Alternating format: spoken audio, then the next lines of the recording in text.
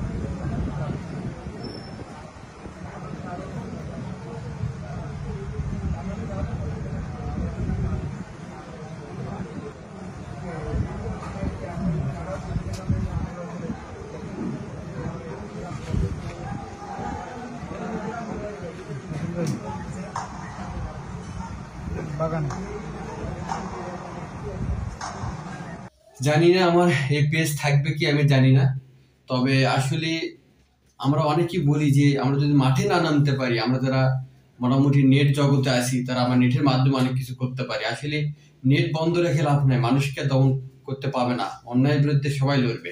সম্পূর্ণ ভিডিও যারা দেখলেন কমেন্টে মতামত জানাবে, একটা করে শেয়ার দিন, মানুষ দেখুক জানুক আসলে বাংলাদেশ কোন পর্যায়ে গিয়েছে।